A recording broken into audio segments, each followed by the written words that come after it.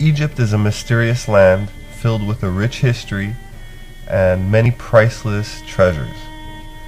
In 1996, in the Egyptian Museum in Cairo, an Italian mineralogist spotted an unusual yellow-green gem in the middle of one of Tutankhamun's necklaces. The jewel was tested and found to be glass, but intriguingly, it turned out to be much older than the earliest Egyptian civilization. Geologists traced its origins to unexplained chunks of glass found scattered in the sand in a remote region of the Sahara Desert. But the glass itself is a scientific enigma. How did it get to be there, and who or what made it? An Austrian chemist had established that the glass had been formed at a temperature so hot that he postulated it could only have been caused by a meteorite impacting with the Earth. And yet, there were no signs of a suitable impact crater, even in satellite images. The first atomic bomb detonated by the United States in New Mexico at the Trinity test site in 1945 created so much heat that it formed a crater of radioactive glass in the desert about 10 feet deep and over 1,000 feet in width.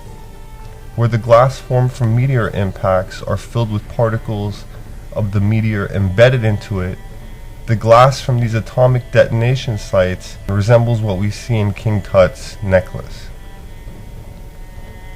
When Robert Oppenheimer, the architect of the modern atomic bomb, famously said, "I am become the destroyer of worlds," he was quoting from ancient Vedic texts, and he seemed to believe that the deserts on a number of continents today are likely the result of prehistoric nuclear warfare.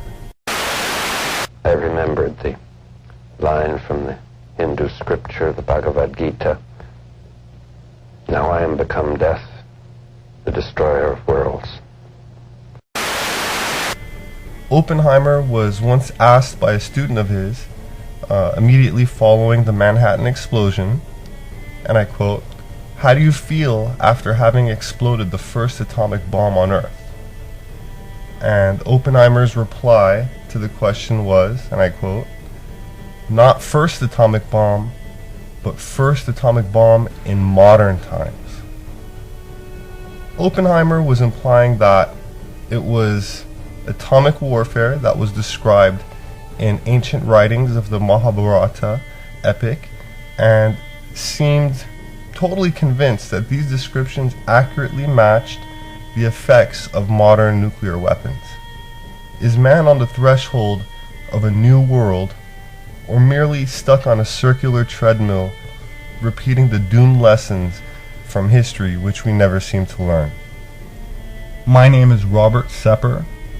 I'm a formerly educated anthropologist and now author, and I'd like to invite you to explore some of these mysteries with me, which up until recently have eluded any serious consideration in mainstream academia. Thank you for your continued support, and I look forward to meeting many of you at the coming events in Los Angeles.